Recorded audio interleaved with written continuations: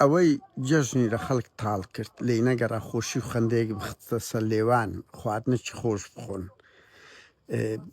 مناڵان دڵیان خۆش مەسعود بارزانانی کەچی یەکەم کەسە پیرۆزبایی جەژنی دەکات لە هەمووش کۆمیدی تر داوای خۆڕاگری دەکات کورە بابا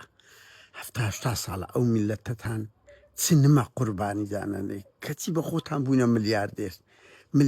یعنی ئەو شەڕی کردت ئێستا لەگە عێراق تەحەدات کرد ئەگەر ئەتو تۆزێک ئەخلاقی سەرکردت تێدا هەبە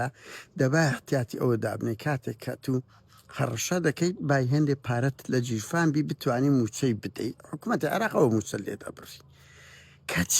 کەچی هیچ ناکەی هاتی داوای خۆڕاگری کاکە نان و خۆڕاگری نان و کەرامەت چ دەخوالک لەکن ئەو خەڵکی بێزار بوو بێزار مەسعود بارزانانی لەو قسە حەلق و بەلەقانەی کە بە خۆت یعنی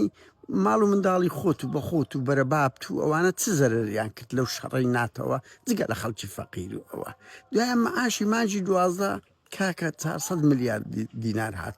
نەتەواوی دەکەن کاکەر ئەو 400 میلیارە نیو مەعاش بدابای خەڵک بە جەژن بە ڕۆژ ڕووناک حەپەلۆشت کرد بە خۆت و بە کوڕەکەت و بە پاڤل و بە خوبادی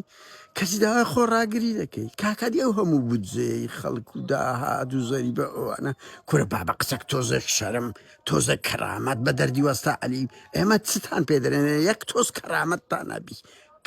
بەس نیەسی 5 ساڵ دزی لەو خەڵکە دەکەن هەردەم نادەم تەیف سامی ئێستا وەک هەندێک پەیدا بن خەتای مێردەکەیتی کورە بابە و شار زێباری و فات حوسێن وەزیری دارایی بوون معاش خەڵک دەبڕە لە قۆناغی وان واز لەو قسە حەلەق و بەلەقەی بین خەڵکەوە ئەو قسەشکە بڵێ خائین و ناپاکە کەس بە قەدەنگ و خائین و ناپاک نەبوو بەرامبەر ئەو